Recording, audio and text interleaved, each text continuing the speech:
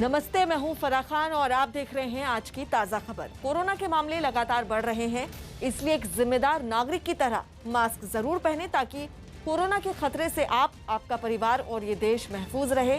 लोग मास्क पहनने को लेकर जागरूक हो, इसके लिए न्यूज 18 ने एक मुहिम भी शुरू की है जिसका नाम है #मास्क पहनो इंडिया, क्योंकि हर भारतवासी का आज एक ही संकल्प है, कोरोना को हराना है और देश को बचाना है। चलिए आगे बढ़ते हैं। गुवाहाटी में आज असम का मुख्यमंत्री चुनने के लिए बीजेपी विधायक दल की बैठक होगी। बैठक दोपहर 12 बजे होगी, जिसमें राज्य के अगले मुख्यमंत्री का चुनाव होगा। बैठक में केंद्रीय मंत्री नरेंद्र सिंह तोमर, BL संतोष और वरिष्ठ नेता भी मौजूद रहेंगे। इससे पहले शनिवार को बीजेपी के केंद्रीय नेताओं ने असम में नई सरकार के नेतृत्व के मुद्दे पर राज्य के कार्यवाहक मुख्यमंत्री सर्बानंद सोनोवाल और वरिष्ठ मंत्री हेमंत बिस्वा शर्मा के साथ विचार विमर्श किया। बीजेपी अध्यक्ष JP नड्डा के घर पर हुई इस बैठक में केंद्रीय गृह मंत्री अमित शाह और पार्टी महासचिव BL संतोष ने भी हिस्सा लिया।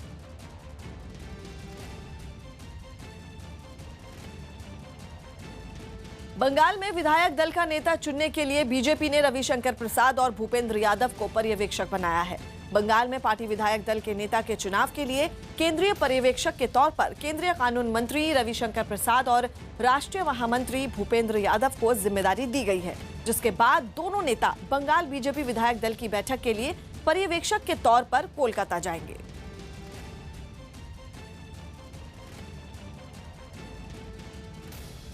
कोरोना से सबसे ज्यादा प्रभावित राज्य महाराष्ट्र में कोरोना मामलों की संख्या 50 लाख के पार पहुंच गई है। पिछले 24 घंटों के सामने आए 53,605 नए मामलों के बाद महाराष्ट्र में कुल मामले 50,53,000 हो गए हैं। तो वहीं महाराष्ट्र में पिछले 24 घंटे में कोरोना से 864 लोगों की मौत हुई है, जबकि एक दिन में 82,266 मरीजों का इलाज हुआ है और जिसके बाद वो लोग घर लौट गए। वहीं मुंबई में कोरोना के नए मामलों में कमी आई है। मुंबई में पिछले 24 घंटे में 2,678 नए मामले दर्ज हुए, जबकि 24 घंटे में 62 लोगों की मौत हुई।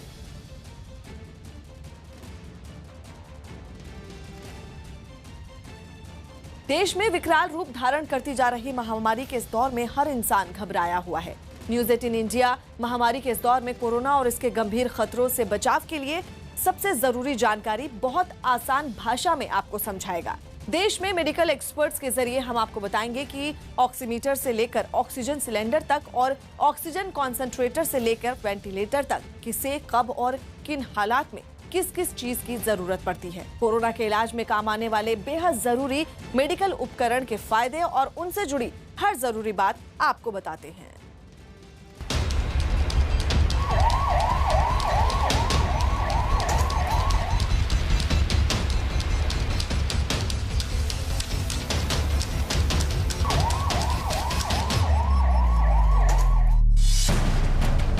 देश के अस्पतालों से भयावह तस्वीरें सामने आ रही हैं। शहर शहर दवाओं की दुकान पर भीड़ लगी है। कोई जरूरी दवाएं खोज रहा है तो कोई कोरोना मरीजों के काम आने वाली मशीनें।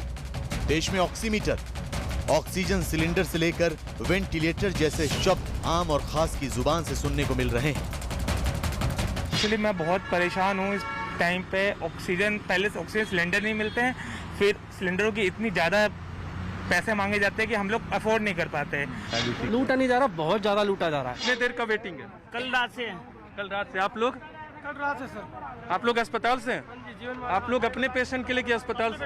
अपने पेशेंट के। आज न्यूज 18 इंडिया आपको दिखाने जा रहा है कोरोना मरीजों के काम आने वाले खास उपकरण और इन्हें इस्तेमाल करने के आसान तरीके बता रहे हैं देश के मशहूर डॉक्टर। कोरोना मरीजों के लिए सबसे जरूरी बताया गया है ऑक्सीमीटर। अगर किसी कोरोना मरीज की तबीयत बिगड़ती है तो उसके लिए ऑक्सीजन सिलेंडर का इंतजाम किया जाता है, जो आजकल दुर्लभ हो गया है। इसलिए अब लोग जिक्र कर रहे हैं ऑक्सीजन कंसंट्रेटर का, जिनसे मरीजों को ऑक्सीजन दिया जा सके। देश में बेड की कमी और खास तौर पर वेंटिलेटर बेड की कमी। तो वेंटिलेटर क्या है और डॉक्टर इसके जरिए कैसे इलाज करते हैं? कोरोना मरीजों की देखभाल और उनके इलाज के लिए काम आने वाले इन उपकरणों के बारे में आपको कुछ डॉक्टर्स आसान भाषा में बताने जा रहे हैं। कोरोना मरीजों को डॉक्टर अपने खून में ऑक्सीजन का स्तर बार बार जांचने की सलाह दे रहे हैं। इसके लिए बार बार एक मशीन का नाम लिया जा रहा है और वो है ऑक्सीमीटर। ये ऑक्सीमीटर आखिर है क्या, ये बता रही हैं सायन अस्पताल मुंबई में एनेस्थीसिया डिपार्टमेंट की हेड डॉक्टर अनिला मालदे। देखो, ऑक्सीमीटर जो है वो अपने बॉडी के टिश्यूज में, यानी कि अभी आप उंगली डालोगे तो उंगली में यहाँ कितना ऑक्सीजन का प्रमाण है वो मेजर करता है। अभी नॉर्मल एक आदमी है तो उसके सैचुरेशन जो है, यानी कि हीमोग्लोबिन में कितना ऑक्सीजन परसेंटेज भरा है, तो नॉर्मली 100% सैचुरेशन होना चाहिए, 100% ये होना चाहिए। कोरोना से फेफड़ों पर बुरा असर पड़ता है और सांस लेने में दिक्कत होती है। सांस लेने में दिक्कत होती है तो हमारे शरीर में ऑक्सीजन का स्तर घट जाता है। ये छोटी सी मशीन बड़े काम की है, क्योंकि ये समय रहते बता देती है कि हमें कब डॉक्टर से संपर्क करना है। तो अब आसान भाषा में समझिए ये काम कैसे करती है। देखिए, छोटी सी डिवाइस है, इसको हम बोलते हैं पल्स ऑक्सीमीटर। बहुत काम की डिवाइस है और कोरोना के पेशेंट के लिए बहुत लाभदायक है। जिनको कोरोना है अपने घर में छोटी सी डिवाइस को रखें, बड़े आसानी से केमिस्ट को मिल जाता है। ये आपका ऑक्सीजन लेवल चेक करता है, जिससे हमें मालूम पड़ता है कि आप ज़्यादा बीमार तो नहीं है। अगर आपका लेवल इस मशीन के अंदर 93 या उसके कम आता है तो आपको तुरंत अस्पताल जाना है या डॉक्टर संपर्क करना है। मैं आपको बताता हूँ इसको इस्तेमाल कैसे करते हैं। छोटी सी मशीन है, इसको ऐसे खोलेंगे, अपने फिंगर को डालेंगे और यहाँ से इसको बटन दबा के ऑन कर देंगे। अब देखिए, इसमें 2 फिगर आ रही हैं। ऊपर वाला आपको जो दिखा रहा है वो ऑक्सीजन लेवल दिखाएगा। ये देखिए, मेरा 99 आ रहा है, जिसका मतलब मैं परफेक्टली ठीक हूँ। नीचे मेरा हार्ट रेट 68 आ रहा है। तो आपको इसको इस्तेमाल करना, अगर ये लेवल ऊपर वाला आपका 93 या इसके नीचे आता है, इसका मतलब आपकी तबीयत बिगड़ रही है और आपको अस्पताल में या डॉक्टर को संपर्क करना है। कोई भी फिंगर यूज कर सकते हैं। हाँ, इसमें कोई भी फिंगर इस्तेमाल कर सकते हैं, फर्क नहीं पड़ता बहुत सिग्निफिकेंट, पर ये बहुत ही यूजफुल डिवाइस है, आपके घर में जरूर होनी चाहिए। और इसको सर लगाने का तरीका यही है, उंगली ऐसे रखनी है। हाँ, बस ऐसे करके, कोई मुश्किल काम नहीं, आप किसी भी फिंगर में लगा लें, ये सैचुरेशन का लेवल दिखा देगा। ये थोड़ा बहुत 1-8 डिग्री का वेरिएशन हो सकता है, पर अदरवाइज बहुत एक्यूरेट होता है और ये प्रैक्टिकली लाइफ सेविंग है कोरोना के टाइम में। जैसे कि दिल्ली मेडिकल काउंसिल के अध्यक्ष डॉक्टर अरुण गुप्ता ने बताया कि ऑक्सीमीटर अगर खून में ऑक्सीजन का स्तर 93 से कम बताता है तो डॉक्टर से संपर्क करें। डॉक्टर की सलाह पर ही इस समय कोरोना मरीजों को घर पर ऑक्सीजन दी जा रही है। अभी जबकि प्रमाण 96 से कम हो जाता है, 92, 90 होता है, तो एक डेंजर सिग्नल यानी एक वार्निंग मिलता है कि नहीं, इसका ऑक्सीजन कम हो रहा है, अभी कुछ उसको एक्शन लेनी चाहिए, उसको ऑक्सीजन देना चाहिए। फिर सपोज कोई मरीज का सैचुरेशन हमेशा 94 रहता है, उसको हम 6 मिनट चलने को बोलेंगे और 6 मिनट चलने के बाद उसका फिर से हम लोग फिंगर पल्स ऑक्सीमीटर से सैचुरेशन मेजर करते हैं और वो काफी कम हो गया है। इनिशियल 94 था और बाद में वो आ गया 88, तो यानी कि मींस 3-4% से वो कम हो गया, यानी कि ये आदमी भी अभी बॉर्डर लाइन स्टेज में है, उसको भी हमको ऑक्सीजन देना जरूरी हो जाता है। जिन मरीजों के खून में ऑक्सीजन की कमी है, उन्हें ऑक्सीजन देने के लिए इस्तेमाल हो रहा है ऑक्सीजन सिलेंडर। ऑक्सीजन सिलेंडर के लिए लंबी लंबी कतारें लगी हैं। लोग जूझकर अपनों के लिए ऑक्सीजन का बंदोबस्त कर रहे हैं और घर पर ही ऑक्सीजन दे रहे हैं, लेकिन सिलेंडर को प्रयोग करने में सावधानी बहुत बरतनी पड़ती है। दरअसल सिलेंडर में ऑक्सीजन गैस का हाई प्रेशर यानी उच्च दबाव होता है। ऑक्सीजन आग भड़काने में मददगार होती है, इसलिए इस सिलेंडर को गर्म चीजों और आग से दूर रखना चाहिए। जिस कमरे में मरीज को ऑक्सीजन दी जा रही है, उस कमरे में माचिस, धूप बत्ती, अगरबत्ती जैसी कोई चीज ना जलाएं। साथ ही ध्यान रखें कि मरीज को उतनी ही ऑक्सीजन दें जितनी डॉक्टर ने बताई। ज्यादा ऑक्सीजन घातक हो सकती है। ऑक्सीजन सिलेंडर उन्हीं मरीजों के लिए जरूरी होता है जिनको ज्यादा ऑक्सीजन की जरूरत होती है। डिपेंडेंट नहीं है, पर इसकी लिमिटेशन ये है ऑक्सीजन कॉन्सेंट्रेटर की, एक बहुत ज्यादा नहीं प्रोड्यूस करता ऑक्सीजन। अगर 5 लीटर या कुछ मशीनें 10 लीटर तक देती हैं, पर आपको किसी को बहुत ज्यादा ऑक्सीजन चाहिए 15, 20, 50 लीटर, तो फिर आप कॉन्सेंट्रेटर नहीं ऑक्सीजन सिलेंडर यूज करने पड़ते हैं। जैसे कि डॉक्टर अरुण गुप्ता ने बताया कि जिन कोरोना मरीजों को ज्यादा ऑक्सीजन की जरूरत है, उनके लिए ही सिलेंडर जरूरी होता है, सबको इसकी जरूरत नहीं होती। तो फिर जिन्हें कम ऑक्सीजन की जरूरत है, उनके लिए क्या किया जा सकता है? आजकल नया शब्द सुनने को मिल रहा है, यह है ऑक्सीजन कंसंट्रेटर। तो ये आखिर क्या है? ये जो ऑक्सीजन कंसंट्रेटर है वो क्या करता है कि हवा में से अपनी एयर खींचता है। एयर यानी क्या होता है? नाइट्रोजन। अपने को बेसिक सबको पता है, स्कूल में भी सिखाया जाता है। ऑलमोस्ट करीब करीब 78% नाइट्रोजन होता है, 21% ऑक्सीजन होता है और बाकी के 1% में बाकी के जो भी है कार्बन डाइऑक्साइड वगैरह और ट्रेस गैसेस रहते हैं। तो ऑक्सीजन कॉन्सेंट्रेटर जो है वो एक टेक्नोलॉजी होती है, उसमें एक सीव होती है जियोलाइट की, और वो क्या कर लेता है कि वो नाइट्रोजन जो है वो खींच लेता है अपनी सीव में। ओके, नाइट्रोजन खींच लेगा तो रहा क्या? ऑक्सीजन। तो वो ऑक्सीजन को कॉन्सेंट्रेट करके अपने को दे पाता है। ऑक्सीजन कंसंट्रेटर उतने प्रेशर से ऑक्सीजन नहीं फेंकता, तो हम जनरली ऑक्सीजन कंसंट्रेटर उन लोग को देते हैं जो हमारे अस्पताल से डिस्चार्ज होके जाते हैं, जिनको कोविड बीमारी ख़त्म हो गई होती है। उसके बाद 1-2 लीटर का ऑक्सीजन का ज़रूरत होता है, जिससे वो घर पे 1-2 लीटर पे रहें और उनका ऑक्सीजन उस पर ऑक्सीजन ठीक आ जाता है शरीर में। ऑक्सीजन कंसंट्रेटर अगर आप घर पे यूज़ कर रहे हैं तो आप डॉक्टर से ज़रूर पूछें, क्योंकि अगर इसको बीमारी के स्टार्टिंग में ले रहे हैं आप, तो ऑक्सीजन कंसंट्रेटर से आप थोड़े टाइम के लिए तो आप अपने मरीज़ को घर पे रख लेंगे, बट आगे आपको डॉक्टर का ज़रूरत पड़ेगा, अस्पताल में जाना पड़ेगा। ऑक्सीजन कंसंट्रेटर काम कैसे करता है ये बता रहे हैं डॉक्टर अरुण गुप्ता। अब मैं आप लोगों को ऑक्सीजन कॉन्सेंट्रेटर के बारे में बताना चाहता हूँ कि क्या होता है और ये कैसे काम करता है। देखिए, ये वीडियो में आपको साफ नज़र आ रहा है कि एक छोटी सी मशीन है। ये देखिए इस तरह का होता है। ये छोटे से आप वॉशिंग मशीन या फ्रिज के साइज़ का मान लीजिए। इसको ये बिजली के थ्रू चलता है और इसकी सबसे अच्छी बात यह है कि इसमें ऑक्सीजन को रीफिल नहीं करना पड़ता। ये एटमॉस्फेरिक एयर से ऑक्सीजन निकाल करके पेशेंट को देता है। ये इसमें एक फ्लो मीटर लगा हुआ है, आपने जो देखा वहाँ पे भी। तो ये दुनिया बटन से इसको ऑन करेंगे। इस फ्लो मीटर के थ्रू आप ऑक्सीजन सेट कर सकते हैं। आपको 1 लीटर चाहिए, 2 लीटर चाहिए, 5 लीटर चाहिए। तो इस तरह की मशीन बहुत ही यूज़फुल है। खासकर यहाँ पे पाइप लगता है जिसके थ्रू पेशेंट को ऑक्सीजन पहुँचती है।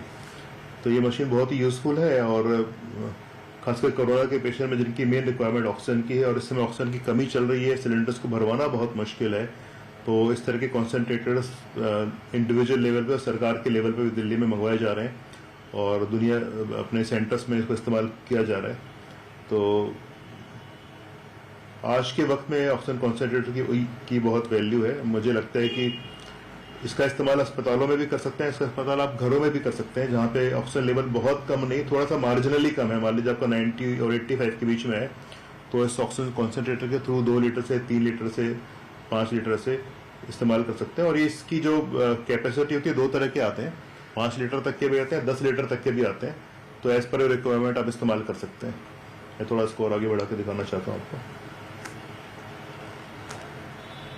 ये इसमें एक फिल्टर होता है, उसमें डब्बा लगा होता है, उसमें आपको ऑक्सीजन पानी डालना होता है ताकि जो आपकी ऑक्सीजन है ह्यूमिडिफाई हो सके, ड्राई ना रहे। बड़ा सिंपल तरीका लगाने का। आपको डब्बे को देखते ही आप समझ जाएंगे, उसमें लिखा होता है तरीका। ये जैसे लगा रहे हैं, यहाँ से ऑक्सीजन जाएगी, इसके थ्रू फिर आपको पेशेंट तक पहुंचेगी। ताकि ये देखिए ये पूरे की पूरी मशीन उन्होंने इंस्टॉल कर दी है। इसको ऑन करेंगे वहाँ लगा करके और मैं आपको आगे दिखाता हूँ। अभी देखिए ये ऑलमोस्ट कंप्लीट है सिस्टम। यहाँ पे इसमें बिजली से चलता है, हवा से ऑक्सीजन बनती है। इस फ्लो मीटर से आपको कितने लीटर ऑक्सीजन देना है बटन से तय कर सकते हैं। ये ऑक्सीजन इस ह्यूमिडिफायर में जाती है पहले, फिर इस ट्यूब के थ्रू ये पेशेंट तक पहुँचती है ताकि आपको ड्राइनेस ना हो। और कई इसमें मशीनों में 2 पोर्ट होते हैं, मतलब एक मशीन से आप 2 लोगों को ऑक्सीजन दे सकते हैं। ये भी सुविधाएं होती हैं। 5 और 10 लीटर की 2 क्षमताओं के आते हैं अपने रिक्वायरमेंट के हिसाब से। ये ऑन ऑफ करने का बटन दिखा रहे हैं आपको, आप ये सेट कर सकते हैं।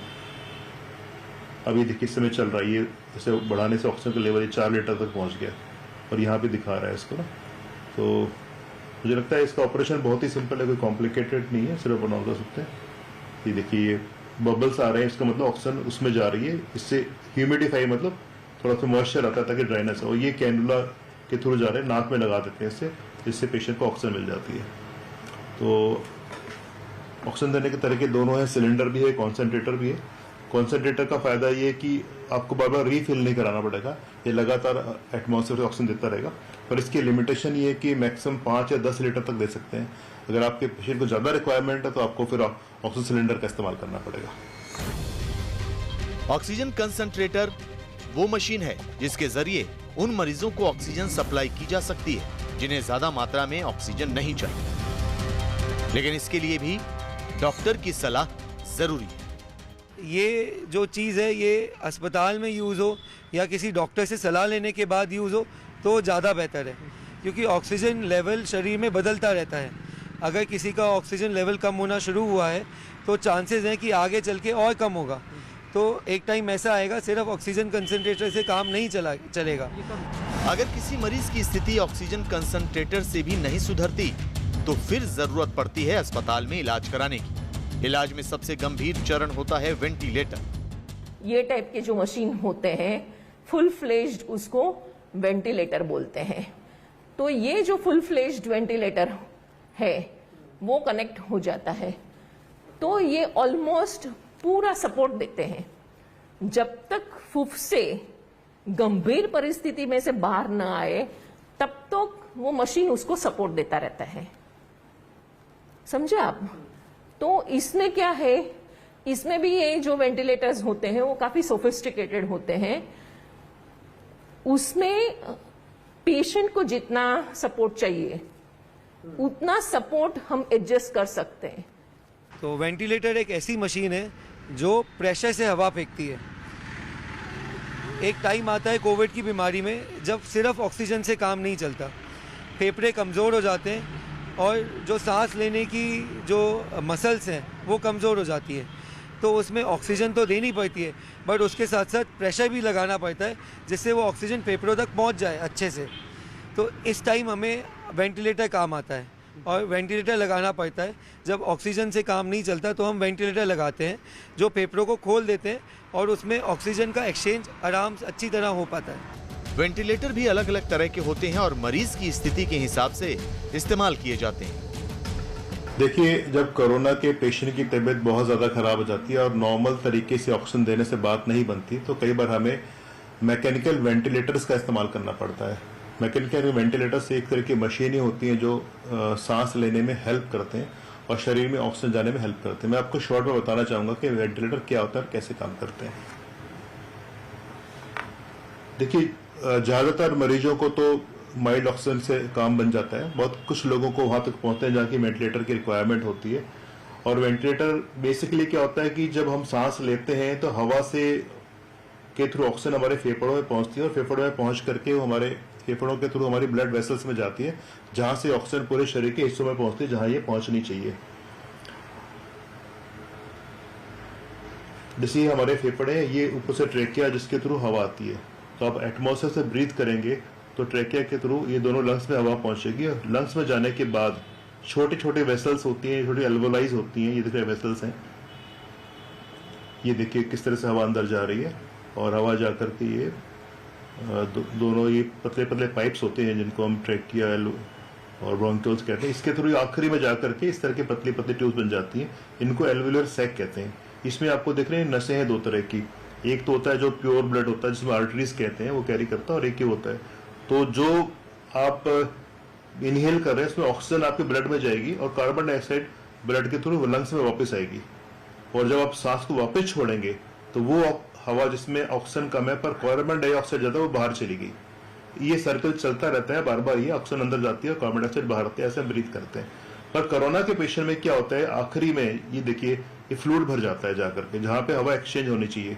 अब इसके फ्लूइड भरने से ऑक्सीजन अंदर जा नहीं पाती और कार्बन डाइऑक्साइड निकल नहीं पाती, तो आप कहते हैं कि शरीर के अंदर ऑक्सीजन की कमी हो गई। और वेंटिलेटर कैसे काम करते हैं? वेंटिलेटर एक तरह की मशीन होती है, देखिए मशीन है, हमने पेशेंट को अटैच कर दिया। वेंटिलेटर के थ्रू ये आखिरी में जाके ये कई बार आप मैकेनिकली हाथ से भी इस्तेमाल कर सकते हैं दबा करके, पर ये मशीन वाला वेंटिलेटर है। इसके थ्रू ये ऑक्सीजन वाली एयर गई और पेशेंट के अंदर गई, पेशेंट ने ब्रीथ किया और कार्बन डाइऑक्साइड वाली बाहर आ गई। पहले ये वेंटिलेटर से निकल के एक छोटी ट्यूब होती है जो हम पेशेंट के गले में डालते हैं, उसके थ्रू लंग्स में जाती है। और ये थोड़ा टेक्निकल चीजें हैं कि पहले निकल के ह्यूमिडिफाई किया जाता है, इसको गर्म किया जाता है ताकि वो टेम्परेचर में पहुंचे। पर आप मेन बात समझने की है कि वेंटिलेटर एक ऐसी मशीन है जो आपके अगर आपको सांस की दिक्कत है और आपके ऑक्सीजन की लेवल मेंटेन नहीं हो पा रहा तो मशीन के द्वारा प्रेशर से आपको ऑक्सीजन पहुंचाएंगे और जाकर के आपके ब्लड में ऑक्सीजन लेवल मेंटेन करेगा। गंभीर कोरोना मरीजों के लिए वेंटिलेटर इस्तेमाल किया जाता है।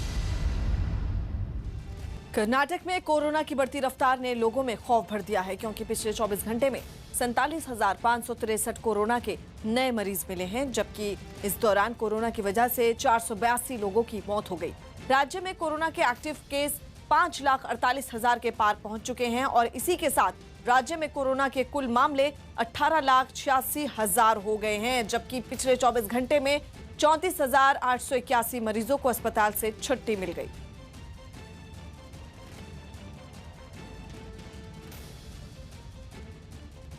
दिल्ली में कोरोना के मामलों में गिरावट दर्ज की गई है। पिछले 24 घंटों में दिल्ली में 17,364 नए मामले सामने आए, जबकि कोरोना से मौत का आंकड़ा आज भी 300 के पार जा रहा है। जहां कोरोना की वजह से 332 लोगों की जान जा चुकी है, तो वहीं 20,160 मरीज कोरोना को मात देने में कामयाब हुए। दिल्ली में अब तक 12,03,253 मरीज ठीक हो चुके हैं और दिल्ली में कोरोना पॉजिटिविटी रेट भी गिरावट देखी गई है, जहां संक्रमण दर 23.34% रहा। ऐसे लोगों को देखकर शर्मिंदगी होती है जो लोग इंसान होकर भी महामारी के इस तरह मुनाफाखोरी में गिद्ध बने हुए हैं। इससे भी ज्यादा हैरान करने वाला सच ये है कि कोरोना से जुड़ी हर दवा, हर इंजेक्शन, मेडिकल संसाधन और छोटी बड़ी चीजें, सबकी सप्लाई चेन में रुकावट डाली गई है। ये कोरोना वायरस जीवी गिद्धों की साजिश है जो कालाबाजारी की सबसे बड़ी चेन बनकर बैठे हैं।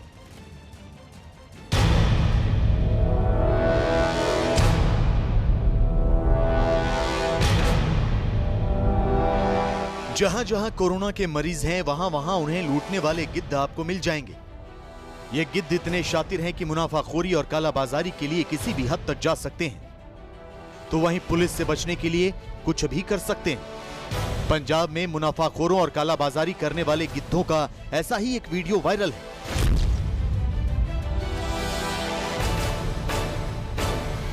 पंजाब के रोपड़ जिले में भाखड़ा डैम की नहर में रेमडेसिविर इंजेक्शन की जैसे बाढ़ आ गई। नदी के पानी में एक दो नहीं बल्कि सैकड़ों की संख्या में रेमडेसिविर इंजेक्शन बहा दिए गए। ये बताने की जरूरत नहीं कि एक एक रेमडेसिविर के लिए देश में कोरोना मरीज दिन रात तड़प रहे हैं। एक एक इंजेक्शन के लिए उनके परिवार के लोग भटक रहे हैं। रोपड़ जिले के सलेमपुर में कुछ लोगों ने जब नदी में रेमडेसिविर इंजेक्शन बहते हुए देखे तो फौरन पुलिस को सूचना दी, साथ ही वीडियो भी बनाया। पुलिस ने सैकड़ों की संख्या में नदी में बहते रेमडेसिविर इंजेक्शन बरामद किए।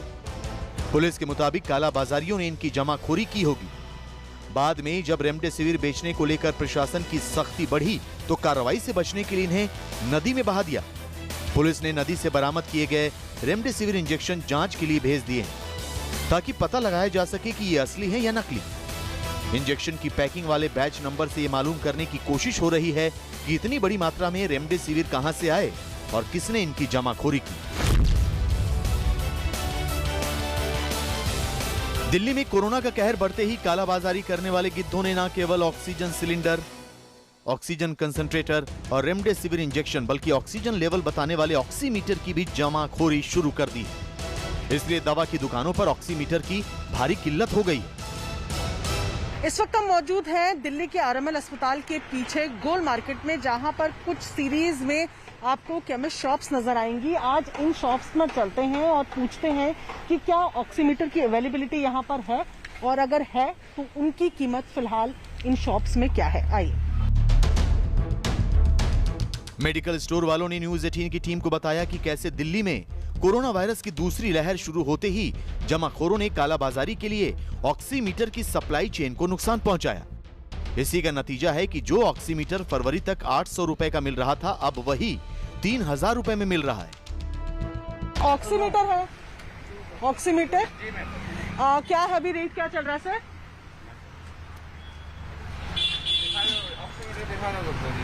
नहीं, बस प्राइस बता दीजिए। प्राइस मैम उसका 4900 है। अच्छा, 3900 विद बिल। प्राइस MRP 3000 का देते हैं। अच्छा, तो ये आप विद बिल के साथ ही देते हैं? जी मैम। दिल्ली में ऑक्सीमीटर की जमाखोरी और कालाबाजारी को लेकर न्यूज 18 को एक और हैरान करने वाला सच पता लगा है। दवा दुकानदारों के मुताबिक हम मार्केट में ब्रांडेड ऑक्सीमीटर के बजाय चाइनीज और नकली ऑक्सीमीटर भी 1,500 से 2,000 रुपए में बिक रहे हैं। ये ब्रांडेड है, ये नॉन ब्रांडेड है। फ्रंट पे भी इसमें कोई वो नहीं है। तो अच्छा ये बताइए, ये जिस तरीके ये आप बता रहे कि ये आप बेचते हैं, पर ये जो नॉन ब्रांडेड है और ये कितने रुपए तक के बाहर बिकते होंगे अभी? इसका अब ये हर किसी के अपने हुआ है। 900 का, 1000 का, 1100 का, 1200 का, यही इसी गैपिंग में है। 1200, 1300, 1000, 900 इस रेट का है। अच्छा, तो बेसिकली यहाँ जो प्रियांश हमें बताना चाह रहे हैं वो ये कि जब आप अभी दाम जो है वो पीछे से बढ़कर आ रहे हैं क्योंकि शॉर्टेजेस हैं, डिमांड बहुत ज्यादा है, और ऐसे में अगर आप पैसे देकर ऑक्सीमीटर खरीद रहे हैं और इतना पैसा देकर खरीद रहे हैं तो कम से कम इस चीज का ध्यान रखें कि जो ऑक्सीमीटर खरीद रहे हैं उसके पीछे बारकोड हो, ब्रांड का नाम हो, ताकि आपको ये जानकारी रहे कि आपने सही चीज खरीदी है। बिल जरूर लें क्योंकि गारंटी वारंटी का जो भी चक्कर होता है वो बिल के साथ ही सॉल्व होता है, और ऐसे में जो घटिया ऑक्सीमीटर है उन पर पैसे ना लगाएं क्योंकि आप पैसे भी लगाएंगे, रीडिंग्स भी गलत आएगी, उससे आपके लिए कोई फायदा नहीं।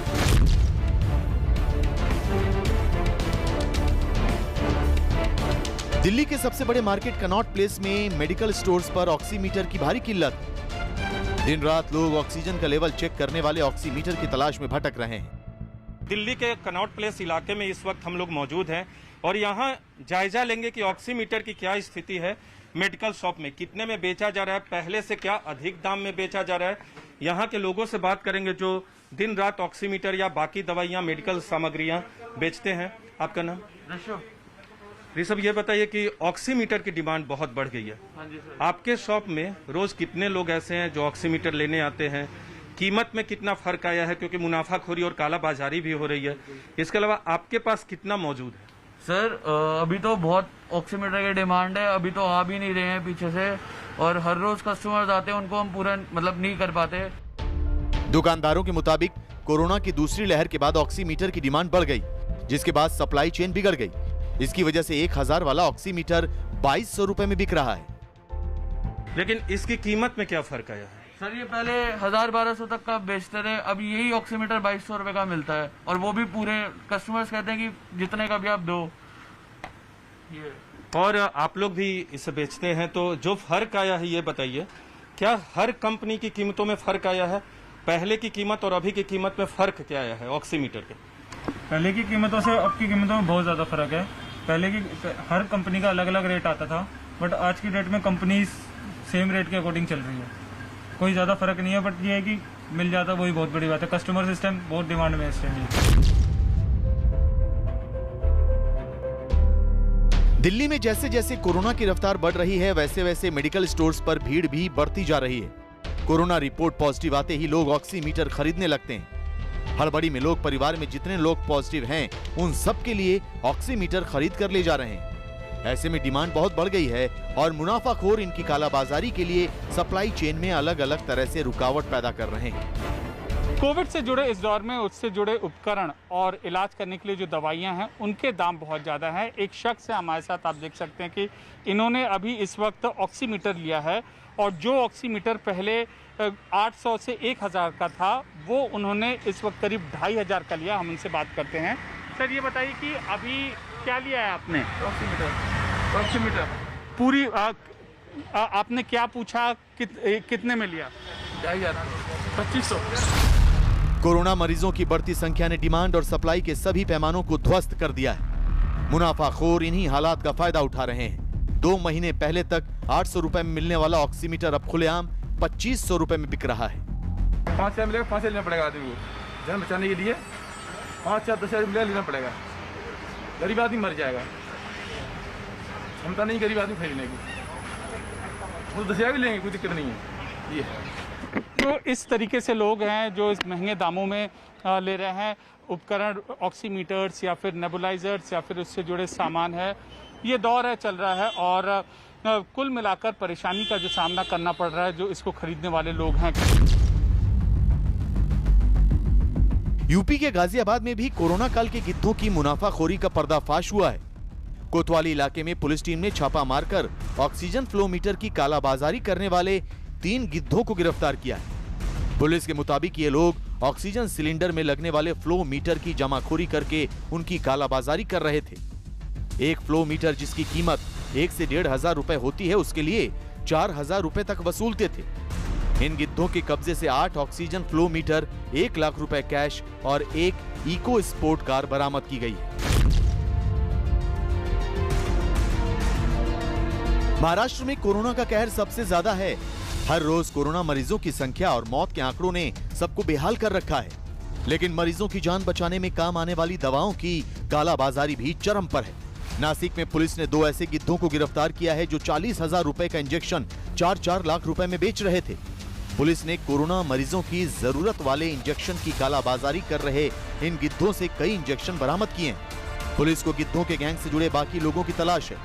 न्यूज 18 ने ठाना है हर गिद्ध को जेल की सलाखों के पीछे पहुंचाना है, क्योंकि हम ऐसे कालाबाजारियों और मुनाफाखोरों को देश में कोरोना मरीजों का दर्द नहीं बढ़ाने देंगे। आम आदमी पार्टी विधायक राघव चड्ढा ने दिल्ली को सुप्रीम कोर्ट के आदेश के मुताबिक ऑक्सीजन नहीं मिलने की बात कही। राघव चड्ढा के मुताबिक 7 मई को दिल्ली को 488 मीट्रिक टन ऑक्सीजन मिली, जो सुप्रीम कोर्ट के आदेश से 30% कम है। इस बीच राघव चड्ढा ने केंद्र से दिल्ली को हर रोज 700 मीट्रिक टन ऑक्सीजन देने की मांग की। मैं एक बार हाथ जोड़कर केंद्र सरकार से ये मांग करना चाहूँगा कि केवल एक दिन नहीं, हफ्ते में एक दिन नहीं, हफ्ते में 7 दिन अगर आप 700 मीट्रिक टन, कम से कम 700 मीट्रिक टन हमें मुहैया कराते हैं, तो ही दिल्ली के अस्पतालों में जितने बेड्स हैं उनको पर्याप्त मात्रा में ऑक्सीजन मिल पाएगी।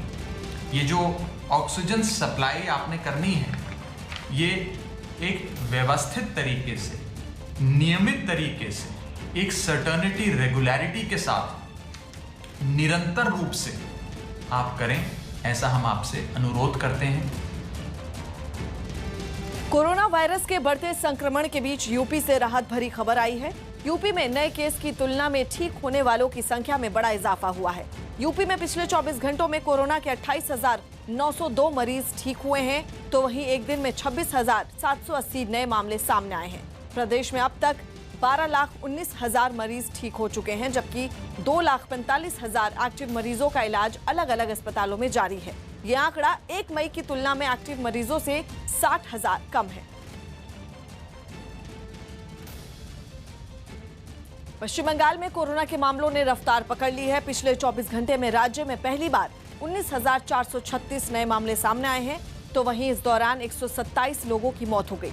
बंगाल में ये अब तक का सबसे बड़ा आंकड़ा है। लेकिन अच्छी बात यह रही कि इन 24 घंटों में 18,000 से ज्यादा मरीज ठीक होकर अपने घर लौट गए। राज्य में फिलहाल 1,25,164 एक्टिव मरीज हैं जिनका इलाज चल रहा है, तो वहीं इस महामारी की वजह से अब तक 12,000 से ज्यादा लोगों की जान जा चुकी है।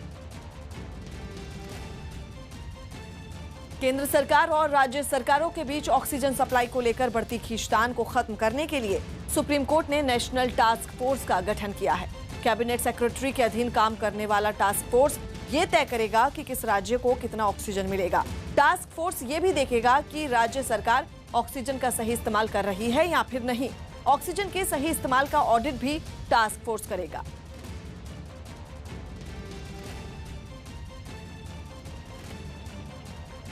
ऑक्सीजन की ढुलाई करने वाले टैंकरों और कंटेनरों को अब हाईवे पर टोल टैक्स नहीं देना होगा। सड़क परिवहन और राजमार्ग मंत्रालय ने यह फैसला लिया है। कोरोना संकट को देखते हुए इन वाहनों को भी एम्बुलेंस की तर्ज पर आपातकालीन वाहन में शामिल किया गया है। देश में मेडिकल ऑक्सीजन की काफी कमी महसूस की जा रही है और इस वजह से अलग अलग इलाकों से कंटेनर मेडिकल ऑक्सीजन लेकर जरूरतमंद अस्पतालों तक पहुंचा रहे हैं। ऐसे में सरकार के इस फैसले के बाद कोरोना मरीजों के लिए ऑक्सीजन लेकर जा रही गाड़ियां बिना रोक टोक आ जा सकेंगी।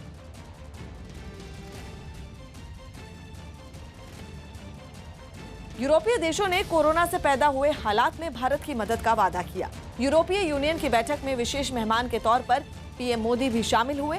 प्रधानमंत्री मोदी वीडियो कॉन्फ्रेंसिंग के जरिए इस बैठक में शामिल हुए। बैठक में बेल्जियम के पीएम ने पीएम मोदी से गुजराती में केम छो कहा, जबकि फ्रांस ने भारत की तारीफ करते हुए कहा कि भारत ने दुनिया भर को मुश्किल समय में वैक्सीन दी। पीएम मोदी ने बैठक में शामिल देशों से वैक्सीन के मुद्दे पर सहयोग की अपील की। पीएम की अपील का तुरंत असर भी हुआ और यूरोपीय यूनियन के देशों ने भारत की मदद का भरोसा दिलाया।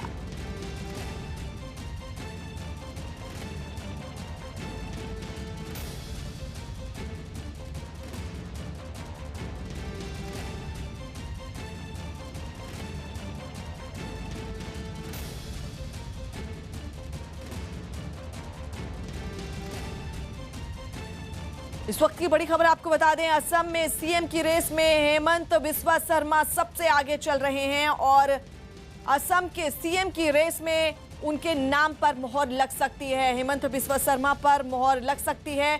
इस वक्त सीएम पद की दावेदारी के लिए उनका नाम सबसे ऊपर है। आज बीजेपी दल की विधायक बैठक है और गुवाहाटी में ये तय होगा कि असम का सीएम कौन होगा। सूत्रों के हवाले से हम आपको ये खबर दे रहे हैं कि सीएम की रेस में सबसे ऊपर हेमंत शर्मा बिस्वा चल रहे हैं। 4 बजे गवर्नर से भी मुलाकात है और सीएम रेस में हेमंत आगे चल रहे हैं। हेमंत बिस्वा शर्मा पर मोहर लग सकती है। सूत्रों के हवाले से हम आपको बता रहे हैं सीएम पद की रेस में हेमंत सबसे आगे चल रहे हैं। हेमंत बिस्वा शर्मा अगले सीएम हो सकते हैं। यतेंद्र हमारे सहयोगी इस वक्त फोन लाइन पर मौजूद हैं। यतेंद्र, हेमंत सबसे आगे चल रहे हैं सीएम की रेस में। देखिए, बिल्कुल जो सूत्र दावा कर रहे हैं वो यही है कि हेमंत बिस्वा शर्मा अगले मुख्यमंत्री असम के हो सकते हैं, क्योंकि काफी घमासान असम के सीएम पद को लेकर मचा था। कल बीजेपी आलाकमान ने मीटिंग बुलाई थी जिसमें बीजेपी अध्यक्ष जेपी नड्डा, गृह मंत्री अमित शाह और संगठन मंत्री बीएल संतोष ने मीटिंग ली। दोनों ही जो तत्कालीन मुख्यमंत्री हैं जो सर्बानंद सोनोवाल और जो दावा कर रहे थे हेमंत बिस्वा शर्मा, इन दोनों को पहले अलग अलग बैठा गया, फिर एक दूसरे के साथ आमने सामने बैठाकर एक फॉर्मूला बनाया गया कि किस तरह से इस पूरे घमासान को खत्म किया जाए। तो सहमति यही बनी जो सूत्र दावा कर रहे हैं कि हेमंत बिस्वा शर्मा इस लड़ाई में आगे आ गए हैं। उनके नाम पर बीजेपी आलाकमान ने सहमति दे दी और सर्बानंद सोनोवाल को कल की मीटिंग में मैसेज दे दिया गया कि अब अगले मुख्यमंत्री हेमंत बिस्वा शर्मा होंगे। और आज 12 बजे विधायक दल की बैठक बुलाई है जिसमें पर्यवेक्षक के तौर पर केंद्रीय मंत्री नरेंद्र सिंह तोमर और राष्ट्रीय महामंत्री अरुण सिंह रहेंगे। इसके अलावा प्रदेश प्रभारी विजेंद्र पांडा और राष्ट्रीय संगठन मंत्री बीएल संतोष भी